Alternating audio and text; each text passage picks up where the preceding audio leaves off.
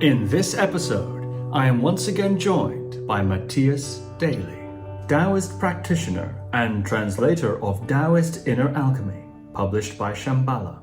Mattias recounts the unusual circumstances that saw him travel to a remote monastery to meet Abbess Liu, under whom he would begin intensive training in meditation. Mattias discusses Taoist meditation and its relationship to magical powers, psychic abilities, and other unusual meditation experiences. Mattias then pulls back the veil to reveal the history and evolution of Taoist Inner Alchemy, referencing classical texts to contextualize and explain the Golden Elixir, differing ideas of the goal of alchemy, and the various ways in which the practice was undertaken. So without further ado, Mattias Daly. Mattias Daly, welcome back to the podcast. Thank you. Happy to be here. I'm so delighted to be talking with you today. In the last episode, we discussed a part of your life story, the earlier parts. We're at the stage where you had come back from 9 years in China, having learned the language and trained in many various arts, but you felt you'd reached a bottleneck in your practice and training. So you came back to the States and trained there with a friend, focusing on some core fundamentals of internal alchemy arts, and there you felt you were able to make progress. That's where we got to. So I know that there is quite some story still to come. You met an abbess teacher who would become very influential for you. You went on many retreats, etc. So I'm curious if you could pick the story up from those 6 months in the US where you trained and you'd broken through a kind of bottleneck in your practice. Well, to be honest, that 6-month period, I was only really referencing training what my friend and I had gleaned from our separate but kind of parallel paths of internal martial arts training. But I wouldn't say that that was specific to Taoist alchemy. I had met Abbess Liu of the Sanqinggong, or Three Purities Monastery in Jilin province in 2012 when I was still living in Shanghai. And I visited her over the October National Day holiday. I had a week off and immediately was extremely impressed with her presence, her warmth, her down-to-earthness, her absolute sort of just insurmountable enthusiasm for teaching, I guess from a Buddhist standpoint, because she started her life as a Buddhist, actually. She became a Taoist nun later in life. Prajna Paramita teachings that are a major part of Chan Buddhism, as well as what she would refer to as Wu Wei Da Dao, or the great Dao of non-doing, or Wu Wei, which she very clearly believes is a way of cultivation that traces back to the teachings of Lao Tzu in the Tao Te Ching. I'm wondering if you might say something about your relationship with her, how it was you met, what it is she taught you, the sorts of things you pursued under her guidance. This is another very long, very convoluted story. I will try to make it short. In 2011, I was sort of hiding in China without a visa. I wasn't supposed to be there. I was keeping it very low-key. Not even my friends knew I was there because I'd left the country for a while and come back on a visa that was supposed to have been canceled. I was just doing odd jobs to make money while I waited to go back to Chinese medicine school. I was taking a year off to recover from peritonitis. And it was a good time, actually. I spent a lot of time doing martial arts, and because I couldn't let most of my friends know I was around, I was afraid somebody would spill the beans. It made me spend a lot of time alone, which I used a lot of that time cultivating, reading books, working on my Chinese, and so on and so forth. And at some point, once my cover was kind of blown and I figured it was late enough that I could not keep hiding for fear of my university canceling my visa, I was volunteering at a martial arts school. It's actually run by Rengang's student, Zhong Yingyang, in Shanghai. And I was just volunteering to help them put subtitles on some videos they had made. And the proprietress of this martial arts studio / now it's a Chinese medicine clinic as well as they call it traditional culture school, told me that her Taiwanese astrology teacher was going to be in town I was like, okay, I'll go listen. And then this Buddhist monk approached me in the break and said, I'm looking for you. I've come down from my mountain because I'm seeking you to take care of a task. And I love this part of the story because it sounds so pompous and improbable, and most likely yet another one of those white boy went to Asia, came back and made a bunch of stories lies. But I was actually his plan B. I only found this out much later. It was, he had come off the mountain looking for another guy and failed to convince him to get into this plot. The other guy's called Brian McMahon. He's quite a respected acupuncturist with a web presence. So this can all be confirmed. He rejected this Buddhist monk flat out, like, no, man. And I kind of had nothing better to do, and I got roped into this crazy scheme to help out the wayward son at about 18 or 19 years old. He kind of run away from home from a very wealthy family that had made big bucks in the liquor business, baijiu, in specific, very strong Chinese distilled spirit, which I actually like. A lot of people, foreigners, absolutely loathe this stuff. And this young man had kind of broken with his family and was suffering from some pretty severe mental afflictions, and had the Chinese medical system's mental health options, like many countries, are pretty scary and limited. And he had been through a number of psychiatry situations in Shanghai, including with foreign doctors, and hadn't had luck. And his parents were at their wits' end. And they asked me, because their son had grown up in international schools, would I be willing to try to befriend him, but pretending that this was all serendipitous. I mean, this is really, if I were a psychiatrist or doctor, this is very unethical. On the other hand, it was kind of like, his family was at wit's end. This monk had tried, some Chinese medicine doctors had tried. They'd even kidnapped him at some point and sent him to kind of a private boot camp thing, which just made his situation worse. And I agreed. And I started going to visit the hotel where the guy was living. He rose generally at 10 or 11 p.m.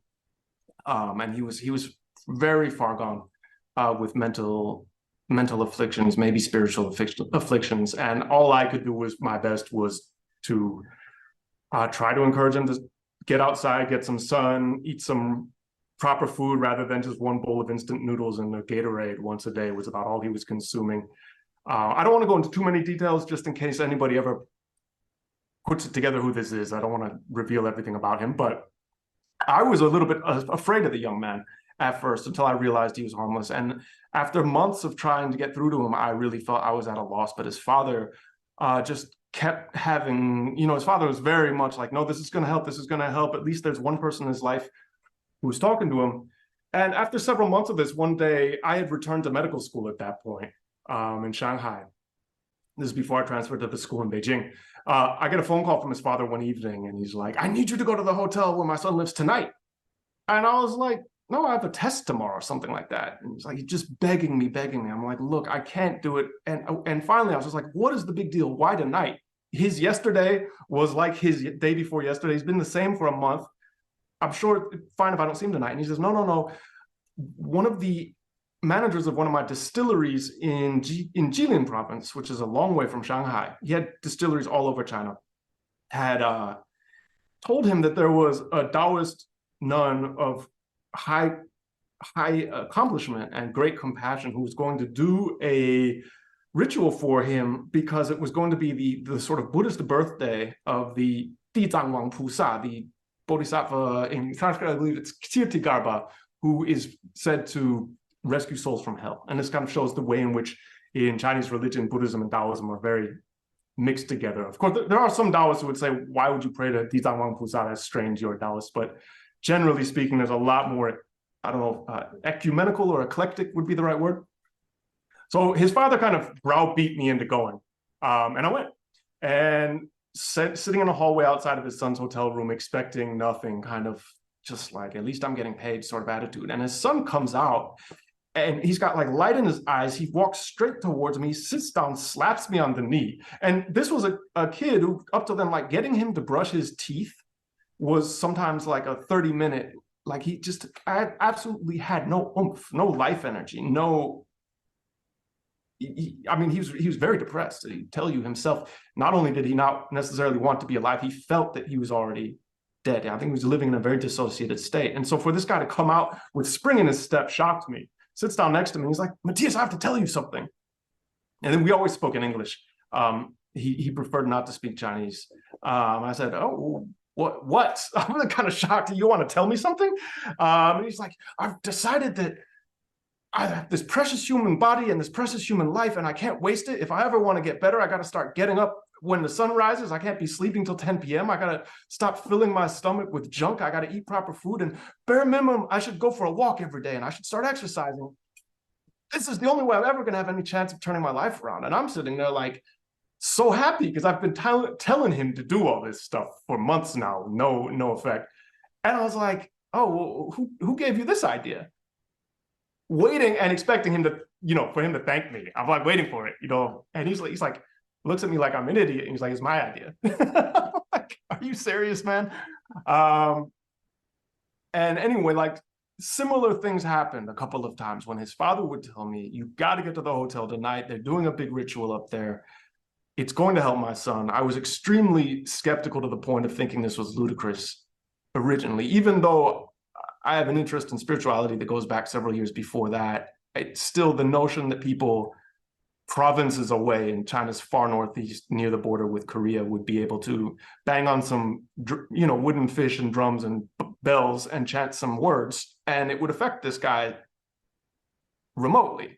But it kept happening. And so finally I booked a ticket up to visit the monastery. And in fact, what's interesting is like after telling that story, it's like, oh, well, did she when I met her, did she levitate towards me on a cloud and tell me I was the one, or that she was the one? No, it was actually, what was really striking was just how the temple was kind of remote, a little bit ramshackle, very quiet, very peaceful. And the people were just super down to earth and felt kind of like,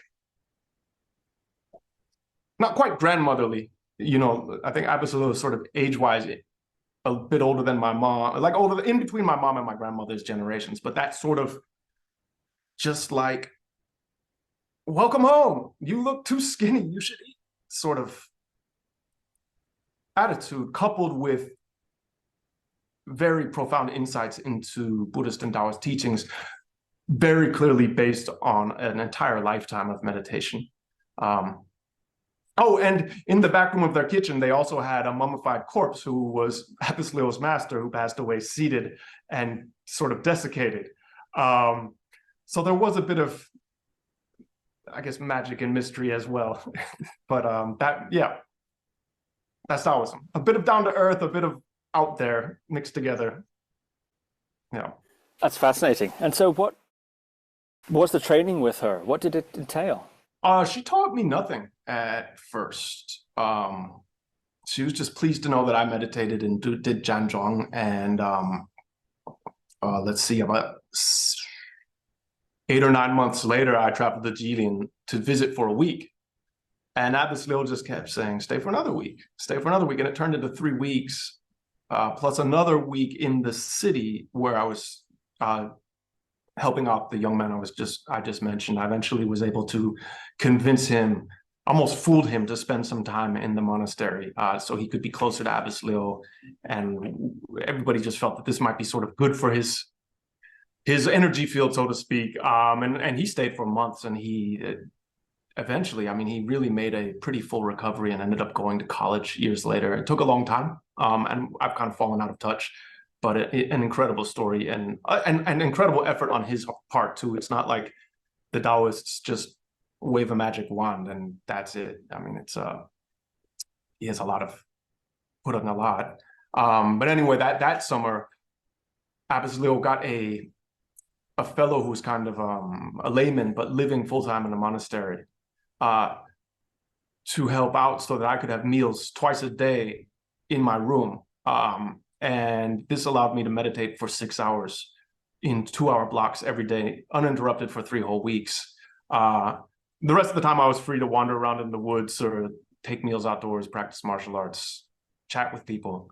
But every day for 6 hours in these 3 2-hour blocks, I did sit, and I hadn't received a single teaching from Abbess Liu. It was just trying to sit still. And I didn't nearly go crazy. It was very, very challenging. Like by the last session at the end of the 3 weeks, I was so ready to leave. I could barely stay seated alone in my room. It was just like, the energy was just like, oh my God, this has been an amazing, but very, very hard experience. And, there's that energy. I've been in one Goenka Vipassana retreat. There's that energy that comes when you're in a room full of people and there's an accomplished sitter at the front of the room. And there's a very different energy when you're alone in a cell. I guess perhaps Abbess Liu was kind of observing me, and I think it was about 2 years after that, she finally gave me actual meditation instructions. I formally became her disciple at some point, and then a winter or two after that, I think it was 2015, she transmitted meditation instructions to me formally, and I've been practicing with those ever since. And they're very simple. They are very, very simple meditation instructions, as you would expect from somebody who's refers to her teachings as the Wu Wei, the great Tao of Wu Wei. It is really very, very, very simple. Are those instructions something you can share in this context, or are they secret? I took a solemn vow not to talk about them. I apologize. It's probably very annoying. No apology necessary at all. Very interesting indeed. Are you able to talk about your experiences, or the outcome, if you like, or the results, the fruits of following these particular instructions or training under this abbess? I have had all manner of interesting bells and whistles, internal physical sensations, maybe chi sensations, sometimes in the dantian, sometimes in the spine, maybe the governor meridian area. But interestingly, like both from my own experience as well as from things that you see in books and that other Taoist practitioners constantly remind, is that you just don't get caught up in them. And I was very caught up in them. I was in Chinese medicine school. I wanted to be able to feel all my meridians and my acupoints and close my eyes and see them and my organs with my eyes shut. And I had actually had some experiences like that in my teens with meditation. And those were very good, I guess, in one sense, that they, lit a certain fuse or, pushed certain dominoes down that went chasing in that direction. But also that became a strong attachment and a fantasy of wanting these glimmers that I had had to become stable abilities. And it took a long time to gradually let that aspect of my psychology sort of dissolve, I guess.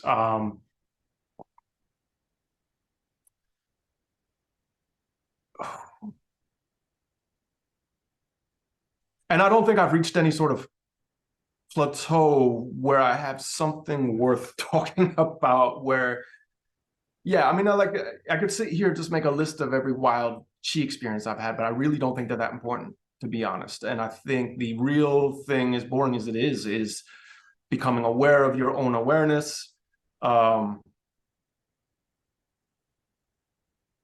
developing a certain inner quietude that gives you space to not be as reactive a person in your relationships, as well as when you face elation and tribulation. These sorts of thousands of spiritual books have them, and those are the pages we skip over trying to get to the juicy parts, probably, right? Sorry. If you were hoping Taoism was more exciting than Buddhism, you came to the wrong guy. Yeah. Well, speaking of the juicy parts, the apparently juicy parts anyway, although I think what you just said is very juicy indeed. You mentioned this power that can come, Siddhi power, maybe we might call it that can come, clairvoyance, clairaudience, ritual power, power over spirits, etc., sort of thing, healing, all different things. Of course, Chinese arts are famous, as are the Indic ones, for these kinds of powers. On the internet, there are many videos of people setting paper on fire and doing things like that. In the old stories, there are also many examples. I wonder how, in the particular types of Taoism you've been exposed to, I wonder how these particular powers are viewed. Are they seen as something that naturally arise from, as one becomes more advanced? Or are they, as I've heard elsewhere, things that can be specifically cultivated? For example, doing a certain set of exercises to cultivate a certain type of capacity. How are these viewed in the types of Taoism that you've been exposed to? I think a lot of that stuff, to be honest, is heavily influenced by Chinese martial arts novels, which are not a new phenomenon. They have hundreds of years of history. I mean, if you go back to the Ming Dynasty, a quote-unquote martial arts novel might only be 3 pages long. But these short stories, I studied one last year. They're not that much different from your average kung fu movie of today, or whatever. Jean-Claude Van Damme. I guess Jean-Claude Van Damme doesn't really do magic, but Avatar: The Last Airbender, right?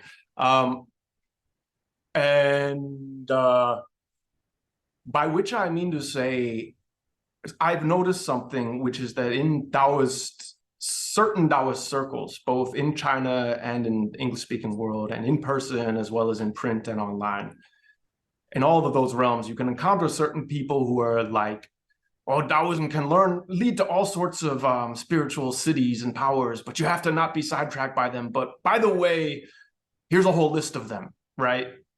And then when you press people like, well, where's the guy who can actually do that? It's either, oh, he's on a mountain or in reclusion. He doesn't like to see people, but he's my master. And I'm not at his level yet, but my one spiritual elder brother once saw him shoot flame out of his tongue. And, I'm going to see it someday. And anyway, don't be attached to that stuff. And then get kind of mad at you for even asking me. You're like, you're the guy who was talking about it.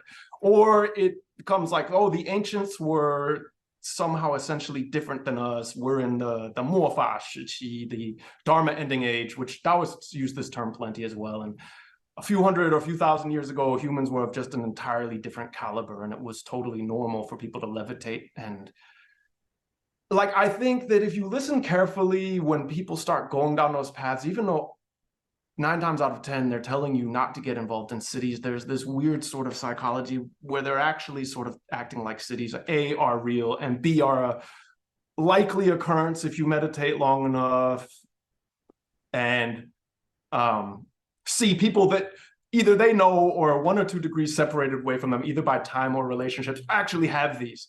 Whereas my feeling after years of wandering is that very few of these things are actually real at all. And so the admonition, don't get caught up in cities because they're real, and that's a pitfall, I think often should be changed to don't get caught up in cities because that's probably fake. It's probably never going to happen to you. It happened to some guy's uncle in wherever who you can't go meet. Just like when I was in kindergarten, I had this classmate who said he had 3 Nintendos, but they were in his attic and his dad wouldn't let me go up and see him. And I kind of believed it, but I kind of didn't. I think there's a relationship there. And I personally think, although I have witnessed some very miraculous stuff, my feeling is that those things tend to happen spontaneously by something that, using English, we might borrow a Christian term and say it's kind of like grace. And they might be more likely to happen through a certain person because of that person's their virtue.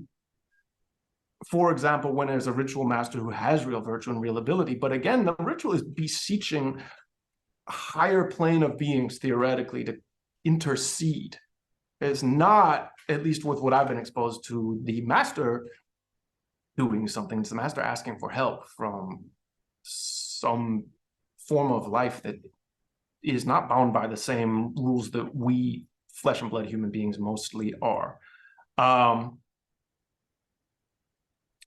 I mean, there's this guy, Jin Yong, this Hong Kong Kung Fu novelist who's extremely influential in the 20th century. People still read his stuff. Legend of Condor Heroes is Kung Fu movie adapted from one of his books. And he also wrote these crazy novels where all the Quanzhen Taoists of the early generations, the first 3 generations from Wang Chongyang and Ma Dangyang and Qiu Chuji, blah, blah, blah, these were actually these wandering knights errant who were getting into Kung Fu battles and using their magic and getting into these romances, sexy little romances, where these people were a lot of them were quite elderly, became Taoist practitioners quite late in life, especially for what the lifespans were back 800-900 years ago. And I've read their stuff. They just weren't doing this stuff. But unfortunately, it's as though somebody had wrote some really best-selling novels 50 years ago about Jesus and his 12 disciples also being Jedis, and that you then went to China and encountered people who were interested in Christianity that they were mostly learning about through what they could find online, and the wires had gotten crossed, and you're trying to tell people it's just the New Testament if you want to learn about Jesus, and they're like, no, Jesus also had Thor's hammer. I read about it, and I'm going to cultivate Christianity because I want Thor's powers. And you're like, oh, so yes. Sorry, another convoluted answer. Yes, that's fascinating. And that leads us to the subject, which I think we'll save for another episode, of the spirit realm.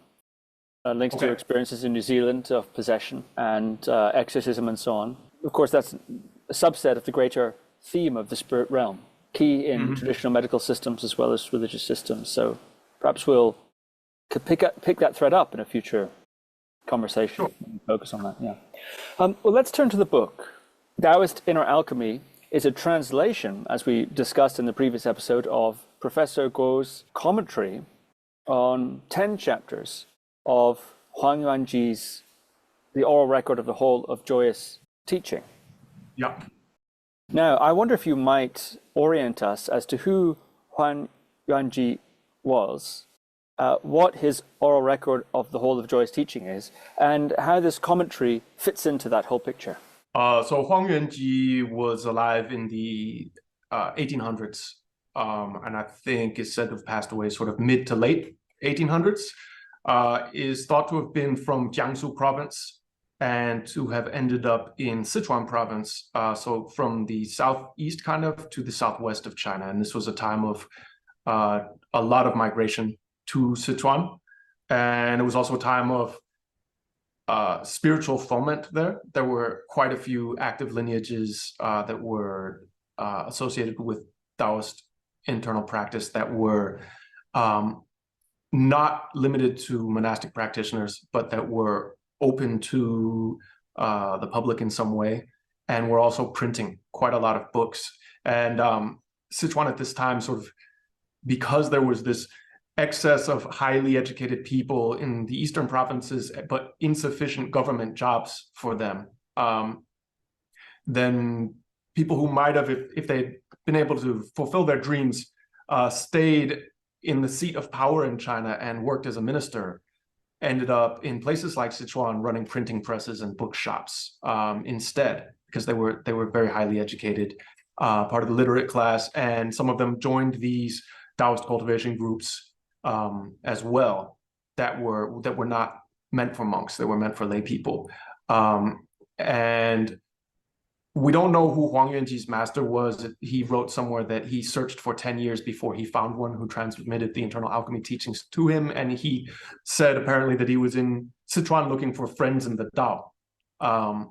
And he passed through wherever the Hall of Joyous teaching was and stayed and listened to a lecture there. And he was impressed with the teacher and began to have some back and forth with that person, not documented who it was.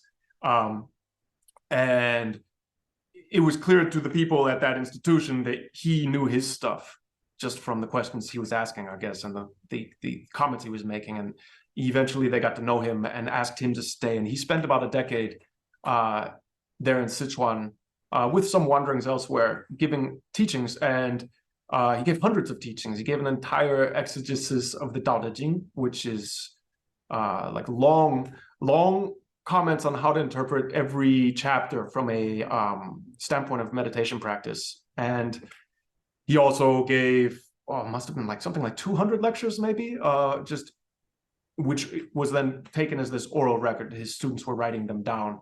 And from that very dense, quite long work, Guolong in his time in Hong Kong chose 10 chapters that he felt sort of were capable of kind of covering all the main issues of Taoist internal alchemy practice and theory. And then he explained those 10 chapters in Mandarin, speaking to a modern audience of Hong Kongers. And then I felt, as we discussed in the last podcast, that was the way that he explained things, very much geared for modern minds with a modern education, like we would have, like we would find in many, many modern countries now, that it was really well suited to translation compared to a lot of books that are very rich in symbolism and kind of, they just become unwieldy because it's just, you're translating symbol after symbol after, and it just becomes like white tiger, green dragon, cinnabar. You get a headache reading it in English. Yes. So I do not translate those if I can avoid it. Yes, in your translator's introduction, you write about that very point. To quote you, Huang Yuanji's way of discussing internal alchemy was nothing like what is found in the arcane, symbolism-laden writings of the Tang, Song, and Jin Yuan periods. I'm wondering if you might give us a sense of the history of inner alchemy, Taoist inner alchemy, and how it has been understood and represented through those various periods of Chinese history. Well, it clearly has very ancient roots. Inner alchemy practitioners tend to believe that it was passed down from Lao Tzu. Of course, this is a statement that can neither be proven nor disproven, but even if we can't prove that point, there's a clear relationship to the Tao Te Ching in the sense that many inner alchemy practices from the early period up through Huang Yuanji in the 1800s sought to deepen their understanding of how to practice meditation through close readings of the Tao Te Ching and interpreting it as a manual for practice. It's generally said in academia that the early texts that sort of have a clear inner alchemy vocabulary and symbolic system start to appear in the late Tang Dynasty. I think one of the most important ones is a commentary on the Triple X Unity by a Tang Dynasty figure called Peng Xiao, so the Triple X Unity is a much, much older text. I think it's about 2,000 years old. But then in the Tang, it was sort of brought out of obscurity through commentaries like Peng Xiao's, explaining meditation practice. And then in the Northern Song Dynasty, which is the first major, unified a large block of what we now call China following the Tang Dynasty. During that period, a man named Zhang Boduan, he wrote a book called Awakening to Reality, Wu Zhen Pian, which borrows from the symbolism in the commentaries on the Cantong Qi, like Peng Xiao's. And itself is an extremely terse and abstruse text, but it uses a vocabulary that by his era was already being shared by a number of people. For example, there was a Taoist, I guess you could call her a nun, Cao Wenyi, who was also a very accomplished poet. She was an accomplished Taoist ritual master as well as internal alchemy practitioner. She was invited at a certain point by Song Huizong, Song Dynasty Emperor Huizong, to actually spend some time in the imperial palace as a teacher of alchemy, and she left behind a text for him, I believe, which is called Ling Yuan Zheng Dao Ge. I think anyway, it is a poetic short text on the essentials of meditation. And it's clear, if you look at the text from this era, that there was already a shared vocabulary. It's very hard to know, and I've talked to some Taiwanese scholars about this who've been researching for years, just how many people were practicing it, when exactly it came into vogue. But all those early texts are very, very difficult to read. And because they're so heavily laden in symbolism, and because some of the teachings are kept quite secret and remain for the oral tradition, as even going very, very early on, if you open the Taoist canon, there's a lot of guesswork going on in the commentaries, and you'll find the Taoist canon is very different from the Buddhist canon. The Buddhist canon is generally looked at as all being the words of the Buddha, even if they're later additions from Mahayana school or their tantras, it's still thought that they're all going in the same direction. And I've never heard of texts in the Buddhist canon, the Tripitaka, actually attacking each other. Whereas in the Taoist canon, you can go back to early internal alchemy, and they'll argue with each other and call each other out by name. And both the same texts that are fighting with each other might end up in the collection. So So arguing Taoists has a very ancient and glorious history as well. Anyway, because of its abstruse nature and how all these symbols can be interpreted in many different ways, Neidan or internal alchemy kind of bifurcates as time goes on. And you have people who have a sexual interpretation of the texts, and they believe it's actually talking about what a man and a woman should be doing together in some form of physical sexual union. Even later, they sort of turn it into like a qigong sexual union idea, which I don't know if I told you, I published a book in Taiwan last year in Chinese about this issue and arguing that the early Neidan masters were quite against that. You have other interpretations that are much more similar to what we would recognize as qigong and or neigong, with intentional focus on different parts of the body, with intentionally moving qi this way and that, either using the breath or using mental guidance or postural changes. And then you have also a school like Abbess Liu and some other teachers that I've encountered as well, which is just more about kind of forgetting the body in a way. Of course, you can't force yourself to forget it. It's sort of a gentle process, and letting go of everything and letting a spontaneous series of reactions naturally unfold in one's being, which can include mental and physical levels and so-called energetic, whatever energetic actually means. It's a very hard thing to define. Yeah. That's very interesting indeed. And I'd like to return to that point of, if you want, the natural qi flow being emphasized. Do we see a change in how inner alchemy is understood in terms of if the methods are different, do we see a difference in terms of how it's understood, its goals, in terms of its goals, and in terms of the process that's supposed to be undertaken? Yeah, it's an interesting thing to observe, because you can still to this day find enthusiasts or researchers or even practitioners of inner alchemy who are quite certain that the goal is a sort of physical immortality. And sometimes that's interpreted as a situation where the person somehow reaches a very high level and they can just sort of flip a switch in their mind and they turn into literally, I guess, nothing, right? If theoretically, if they were to do this in front of you, they would just fade away like Scotty beamed them up, I guess. And then with the flip of a thought, they could come back. And then when they're in this occulted state, they're sort of beyond space and time. They're just in the Tao. And, people to this day will say that there's people who theoretically did that. There's a fellow in Los Angeles from China who says his master turned into a rainbow in the middle of White Cloud Monastery in Beijing in the 1980s or 90s. I asked every Taoist I met in Beijing if anybody had heard of this. Nobody had. And a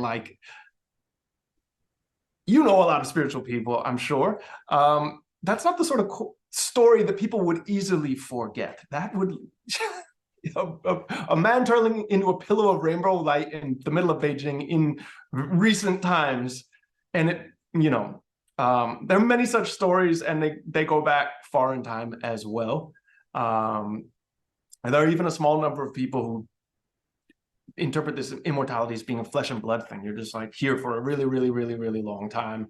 There's often a list of different types of xian or immortals or transcendence that's often attributed to this text from the late Tang Dynasty, most likely, that's supposed to have been written by two of the 8 immortals, Li Dongbin and Zhong Liquan.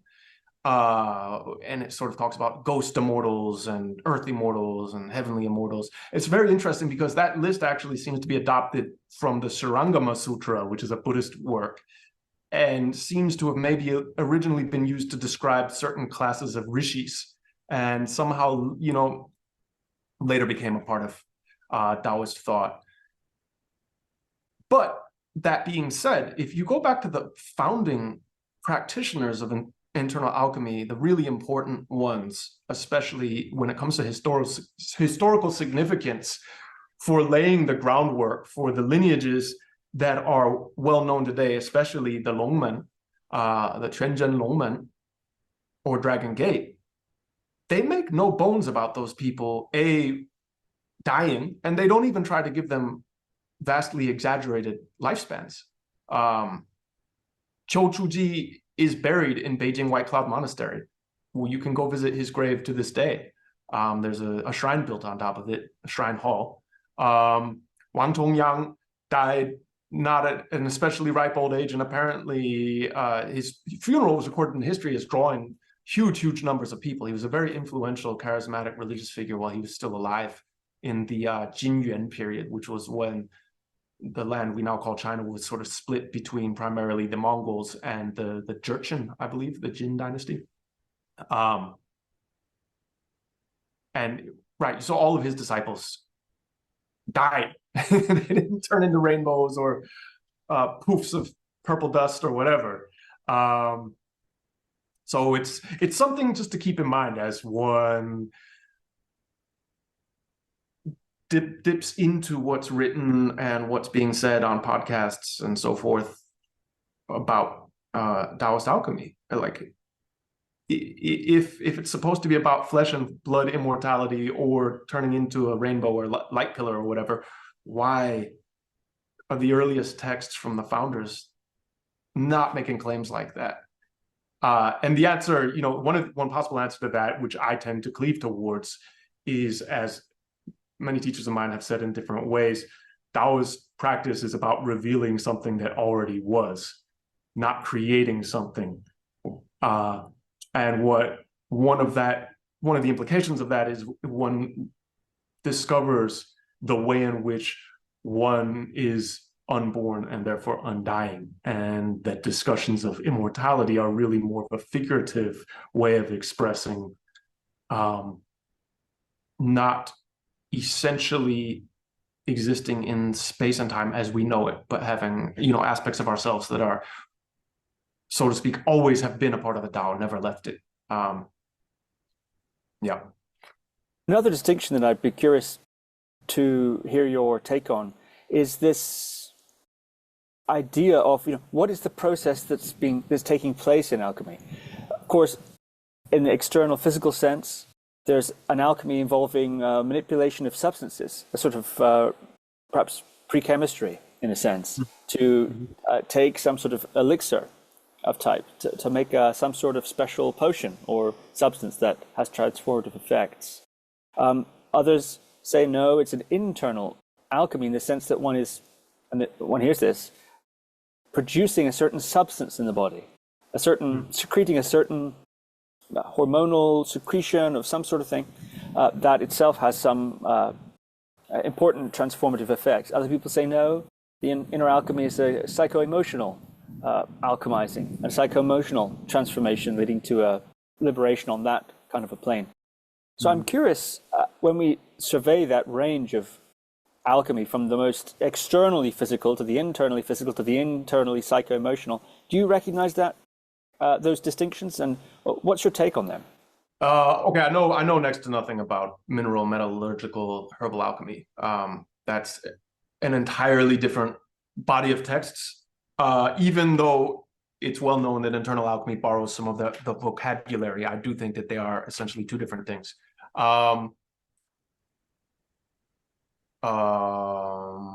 As for,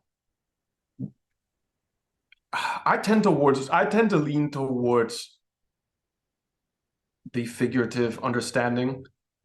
I haven't closed my mind to the possibility that there are sages wandering around who've fundamentally changed their beings in a way that maybe they really can just, with a flick of a thought, disappear and come back. And maybe some of those Tibetan masters really do turn into rainbows. I'm not on a mission to say that's all wrong. But personally, I've tend to just think, okay, maybe that does exist. And if it's meant to happen to me, then it'll happen just as surely as I grew from a sperm and an ova into this body, as opposed to, coming out like this, like that. I didn't choose not to have this body and have this body instead. That was a bunch of natural processes. you know? And I feel that to walk the path of Taoist meditation for me, and to walk the path of, as Lao Tzu says, reducing every day, that includes eventually reducing a sort of will towards becoming an Ubermensch of some kind. And I've spent a lot of time, I was very, I guess I would say, blessed with the opportunity to take a master's at National Taiwan Normal University, and I spent 4 years at it. It takes forever to get a master's in Taiwan. Never do it unless you are a massive nerd with a lot of time on your hands. And it takes 4 years for native speakers. I know people who took 5 or 6 for a master's. They had a master's thesis this thick, and then they go on to get their PhDs. And there's no jobs waiting for these people because Taiwan has one of the lowest birth rates in the world, so it's closing universities. Major aside. But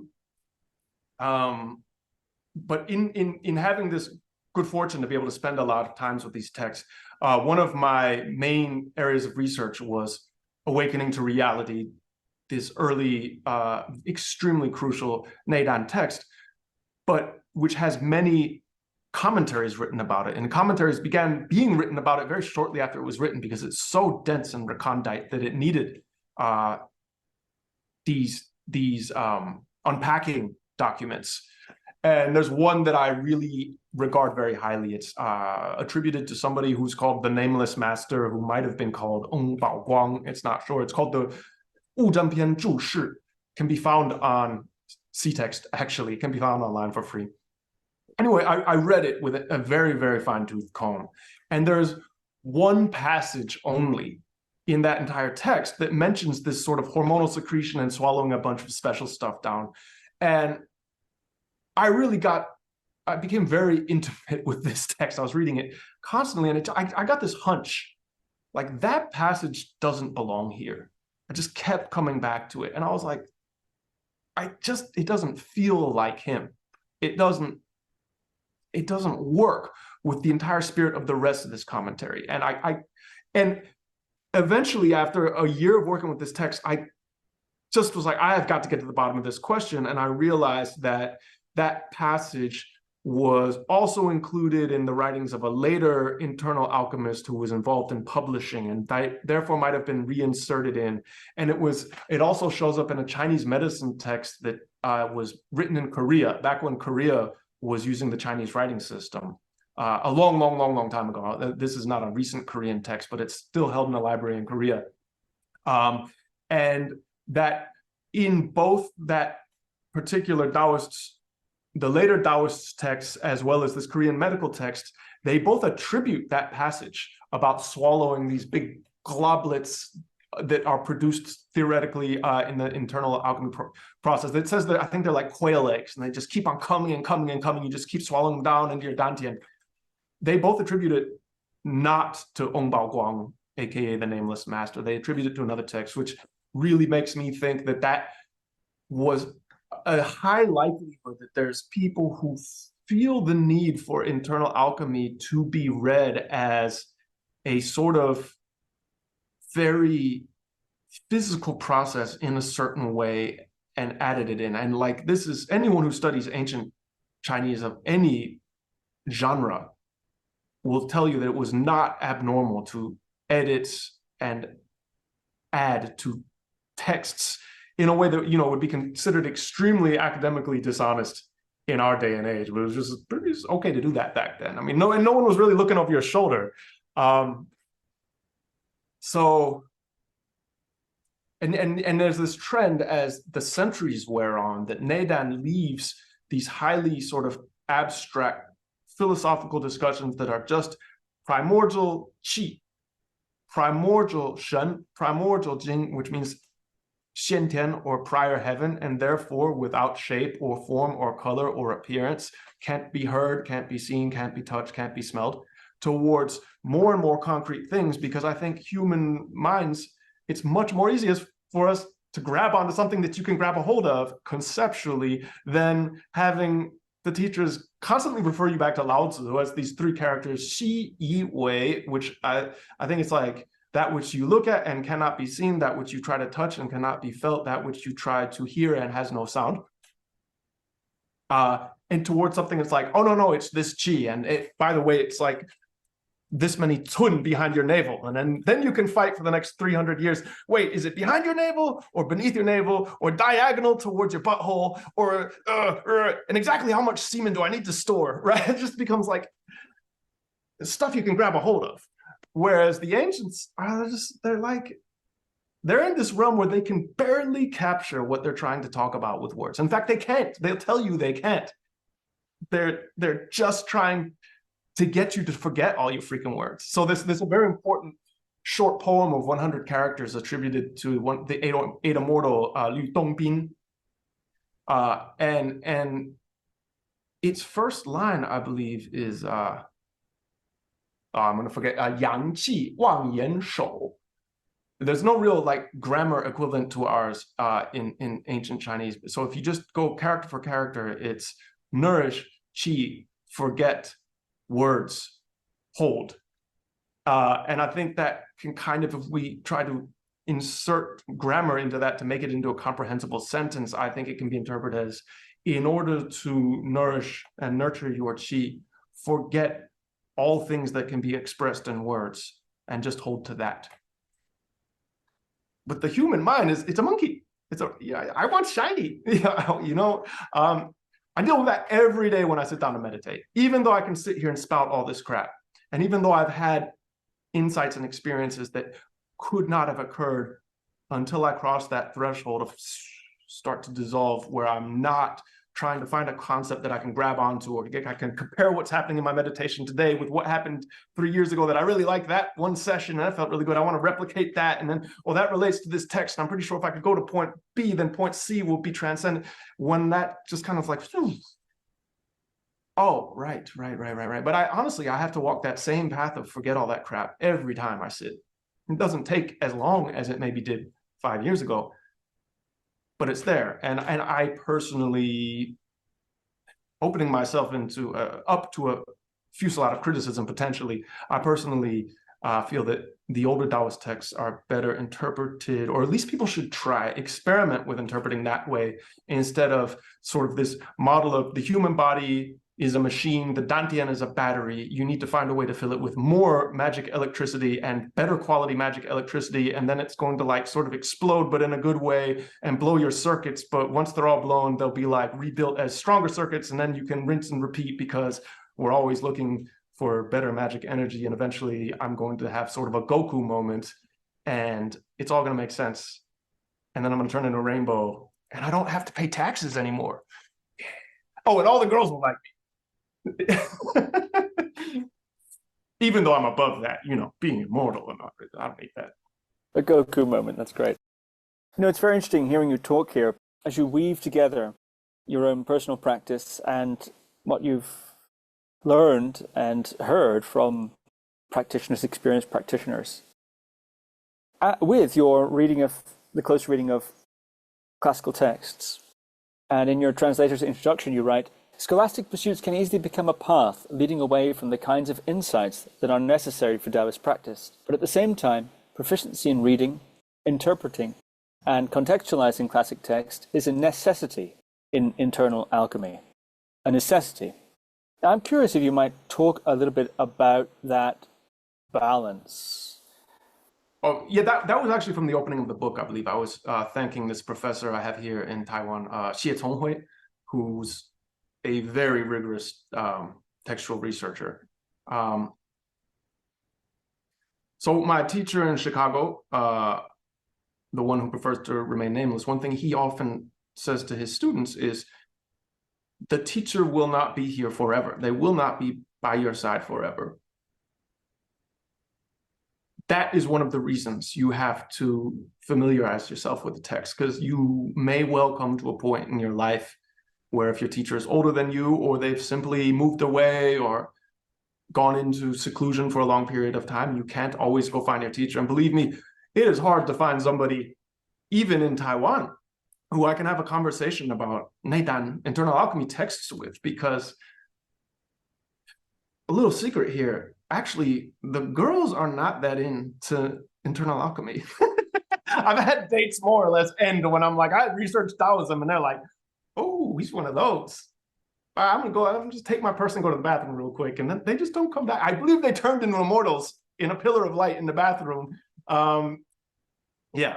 So I got to stop digressing. I must stop digressing myself. Yes, it is imperative to become familiar with these texts so that you can understand the contexts of some of your experiences in the event that you do not have a teacher or spiritual friend further along the path who can help you to interpret them. And that's a high likelihood.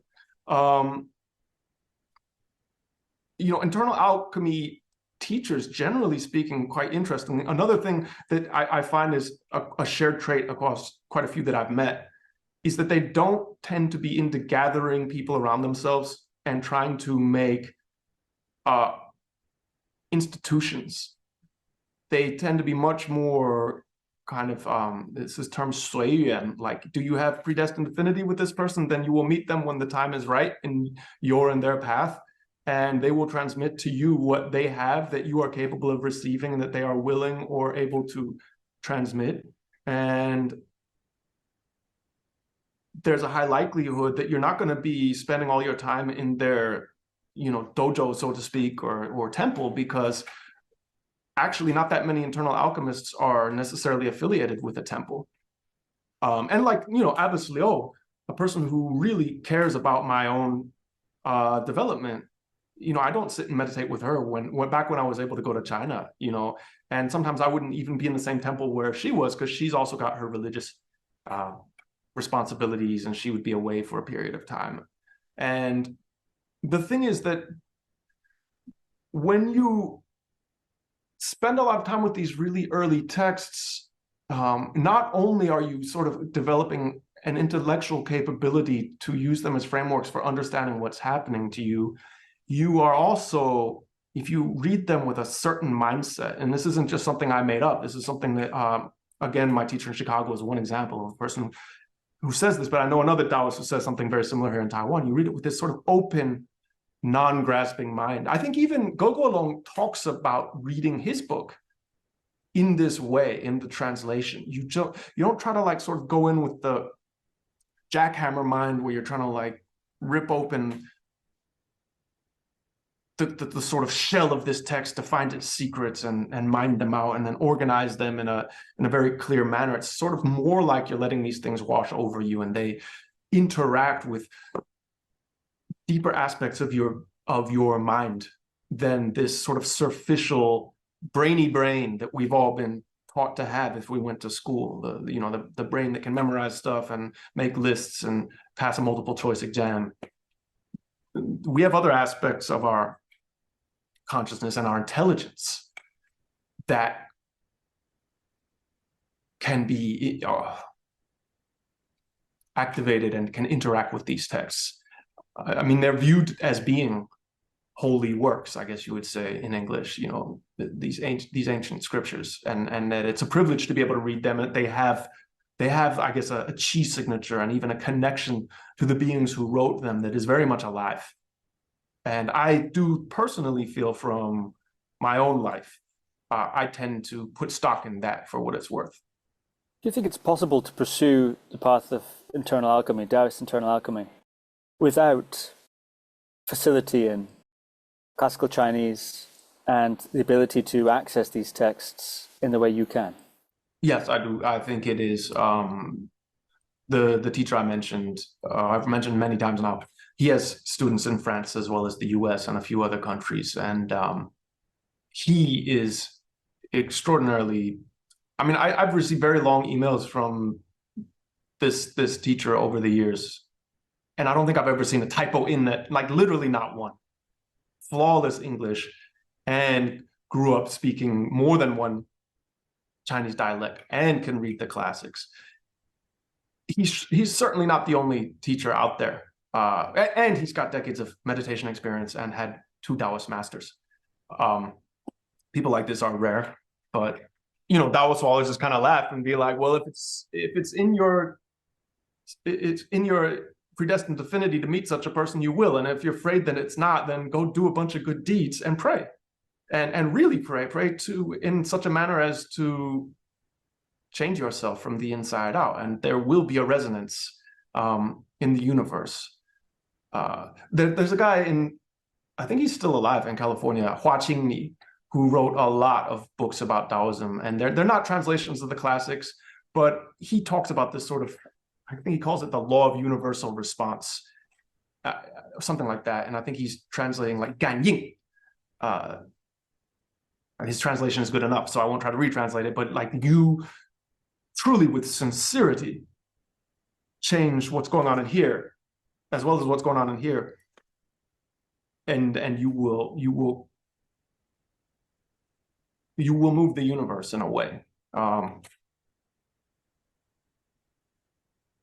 And if you don't have, I don't think it has to be the case that a person needs to learn classical Chinese. You may have the good fortune of encountering a teacher who's fluent in your language, who can transmit the essence. Because again, the essence is ineffable. So it doesn't really matter which language you try to wrap the finger pointing at the moon in, as long as that finger knows which direction to point. Very interesting. Thank you. You write in your translator's introduction, Taoist cultivators hold that the product of Taoist alchemy is something of real eternal value. It goes with a person when he or she leaves the world.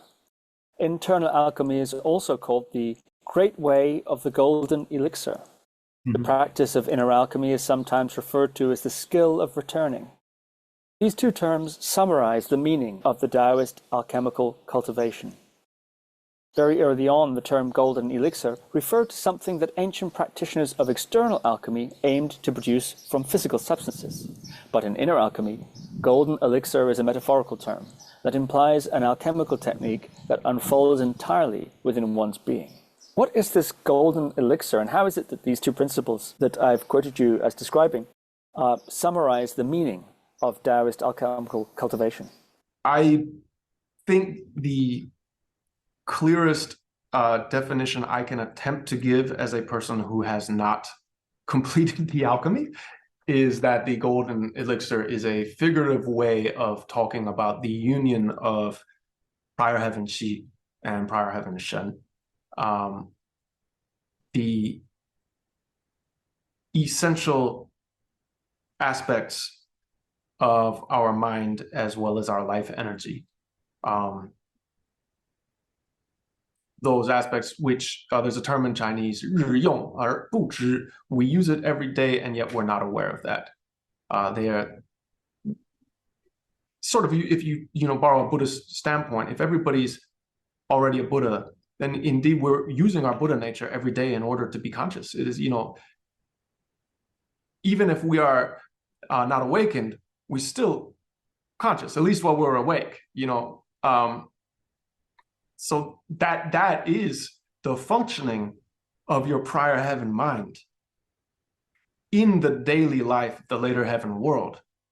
It hasn't been sort of turned back to become aware of itself. And part of the internal alchemy process seems to be, as one traces back and finds this constantly being used and yet we're not aware that it even exists aspect of ourself, then it creates a response with the energy of the Tao really that is immanent. And as they join together, the result, the kind of a transcendence that people who are very high, far along in alchemy talk about begins to unfold spontaneously. No, okay, so this morning, because you mentioned what is golden elixir last time, I thought, I'll do a little quick mini translation this morning to kind of share.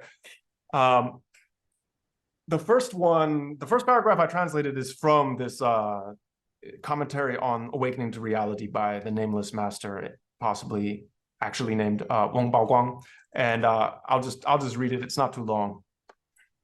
True lead is the golden elixir. Prior heaven oneness Qi is similar to a bright moon, at times full, at times partial, of one clan with the tidal bore, of one clique with the lunar official. The Po of the earth is the external medicine, thus it is the white tiger. The inner medicine is thus the golden elixir. The Hun of the heavens is the external medicine, thus it is the green dragon. Internally, it is the cinnabar mercury of the body of Ji. Externally, it is the crescent moon Qi of the dragon. Internally, it is the golden elixir, and it is also called the silver within the water. These are metaphors for the two medicines, inner and outer. Only have the white tiger catch Hun, and naturally the green dragon will control Po. The two qi swallow one another and produce the golden elixir. Once you have obtained the golden elixir, then once more have this elixir catch the true mercury of Ji. The true mercury transforms golden elixir and becomes the sagely fetus. Once the true dragon and true tiger within are tamed, then ordinary dragons and ordinary tigers external to oneself are naturally pacified. When the spiritual Hun and ghostly Po within one's body become sagely, then the yin spirits and sluggish ghosts in the outside world naturally show respect. Aside from those whose morals are flourishing, who would be able to be like this?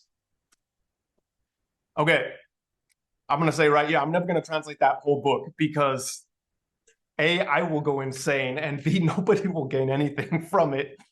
But actually, in that huge muddle of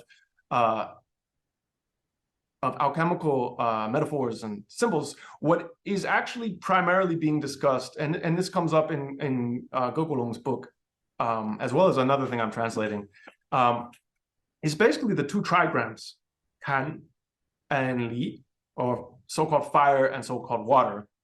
Fire being associated with the mind, with Shen, with spirit. And one way of explaining what it symbolically represents is it's these two yang lines on the outside, representing the way in which the mind is constantly moving, kind of like a flame, yang flame. You can see the association between them. It's constantly flickering. It can become very bright. It fills our awareness with the brightness of being conscious of things. And like a fire, it jumps from place to place, and it can even, create a huge blaze as passions of the mind run wild can do.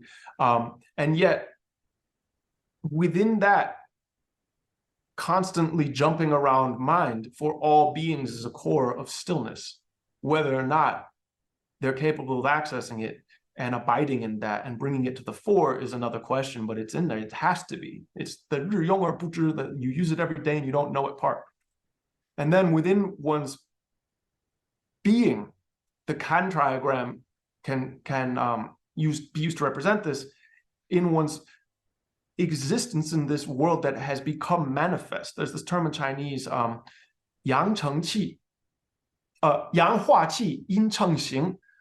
That which is yang transforms things or even destroys them into qi. That which is yin allows things to come into form. We live in a manifest universe. That's, as a normal, ordinary human being, we're only really aware of that which exists. As I'm sure you noticed in Ge's book, there's this weird thing in the language where he's constantly referring to non-existent qi, right? Like, well, if it's non-existent, why would we even put our minds there? But I can say from personal meditation experience, that sentence ceased to be nonsensical to me a long time ago. There can be an experience where it's like, oh, okay, that I have seen there's a threshold between existence and non-existence.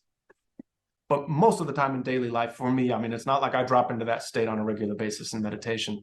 And most of the time in daily life, we are concerned with and utterly consumed by and solely aware of that which is already manifest. So we could use the two yin lines on the outside of the water trigram, Kan trigram, to represent that things that have taken form and shape and appearance that manifest. But within that is a formless energy that's everywhere and absolutely can't not be an intrinsic part of everything that exists in the universe, because it is like the literal foundation of all things that exist, even though those things are in constant flux. And for example, this USB mouse here, or not USB, a Bluetooth mouse here has a battery in it. So eventually that's going to run out of electricity. But all things are always going to have, because they're ultimately a part of the Tao, and that she is the Tao. It's energetic, or it's living aspect, as Guolong does a lot of explaining and does a better job than me in his book. And so that very abstruse paragraph that I just read is about going into a state in which those hidden from us in our normal experience of being aspects they come to the fore, and then they begin naturally to interact. The old texts talk about the mating, and this is a big part of the reason there's this confusion that develops several hundred years later, where people just get it in their heads that old internal alchemy books are talking about sex between men and women. It's, yes, they do talk about sex and they do talk about mating, but they're actually, if you read them carefully enough, they're actually very explicit. Like they'll bang you over the head with it. Like, do not misinterpret what I'm saying as talking about sex. And Taoists are pretty pro-sex people, pretty sex-positive people. In fact, some of the most sex-positive religionists I have ever met, so they're not saying don't have sex. They're just saying don't get this all muddled up. Like, go have your sex in a loving, healthy relationship over there. And when it's meditation time, don't try to con some girl into sitting on your lap and tell her that you're going to, just, if that's what you want, just be honest and take, do the normal thing, right? So anyway, that is a mating of primordial yin and yang, pre-heaven yin and yang, that are in our bodies, but because of the way that we are oriented in a human existence, they tend to be never joining. Getting out of the way and dropping into the wu-wei state can potentially create the opportunity for them to find each other once again and begin to nourish each other, and then become indistinguishable, they become one. Goes, he makes that point a lot in the book, that real practice of Xing and Ming, or the essence of the mind and the essence of life, mind nature and life essence, they get to the point where you can't even use the two words Xing and Ming, because they become one thing. But you do use those two words at earlier stages, because our minds still need something to latch onto to get started with the practice.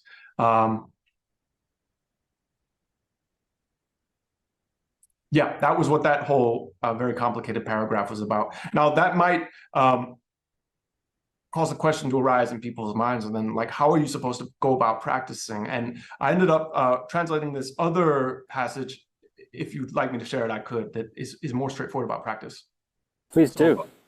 Okay, so this passage is from a commentary on the Tao Te Ching that was written during the reign of the Kangxi Emperor by a very interesting man who we only, I believe, know his Taoist name, Song Longyuan. And he had apparently worked as sort of an imperial archivist of some sort for 20 years, a government official post. So there's sort of echoes of Lao Tzu. And then, but he's not that far separated from us, maybe 250 years or so. And then once he retired from his official career, he went and became a Quanzhen monk in the Longmen school, and spent, I think, another 2 decades or so practicing the Tao. And then he wrote this commentary on the Tao Te Ching, which was actually Kangxi, the emperor, was so impressed with it, he wrote an edict saying that all his ministers should read this commentary. It's not solely a meditation manual interpretation of the Tao Te Ching, but it does include instructions on meditation. It also relates the Tao Te Ching to family and to running a country, and this is a very broadly interpretable text. And this particular passage, I felt, was just very beautiful and kind of relates to the above and makes the last passage I quoted more relatable. So this is a commentary on one of the last lines of the 40th chapter of the Tao Te Ching. And he writes, "The text speaks of the existent and non-existent. People only know that which can be seen and heard. They say that this indeed exists. That which cannot be seen or heard, they say indeed does not exist. If they use the existent, they clutch at the existence that has form and appearance. If they use the non-existent, they enter into the non-existence of insensate oblivion," which is a term from Chan Buddhism, Wan Kong, which means sort of just falling into a state of void, of just sort of empty, dark unawareness. I've experienced that in meditation, and some people apparently mistake that for an ideal meditation state and then apply themselves to remaining in Wan Kong as long as they can. It's kind of it gets criticized a lot in Taoist and Buddhist texts as a sort of a mistaken side path and a sort of an avoidance, like wanting to put oneself into a coma where all one's troubles are forgotten. So he says, they enter into the non-existence of insensate oblivion, yet they do not realize that within that which has form and appearance, the marvelously non-existent is present yet and still. Within that which has no form and no appearance, there exists that which has an unfathomable existence. Whoever can understand this principle will know the marvels of returning and restoring. Then primordial nature will not be lost. Primordial spirit will abide of its own accord. Primordial qi will coalesce of its own accord. Primordial jing will condense of its own accord. The primordial principle will self-attain. The primordial mechanism will function on its own. Moreover, things will be able to knock into oneness. Another Chan Buddhist phrase, just everything becomes one. Then Xing and Ming will be complete on their own. Xing being original nature of mind, and Ming being the essence of life. And the golden elixir can be completed. Therefore, those who nurture the Tao, in their thoughts they eliminate evil ideas, in their hearts they eliminate deluded notions. They put a stop to strong, grandiose mindsets and learn to have soft, weak wills. Their words are gentle and can't be used to fight for power over others. All of their actions are modest and yielding and cannot be undertaken to be victorious over others. Their countless hardships, their sleepless days and nights, are passed through solely to seek the principles of that which is marvelously non-existent and that which is profoundly extant. Regarding the principles of that which is marvelously non-existent and that which is profoundly existent, only those who have tremendous epiphanies and insight, who have encountered a true teacher who reveals the secret teachings, will understand the subtleties of its movement, its essence, its stillness, and its function, and obtain the marvels of its returning movement and weak function. Okay, maybe people are going to be sitting there listening and be like, that just is incomprehensible. But yeah. Wonderful. Thank you, Mattias. No problem. Well, this has been a fascinating conversation.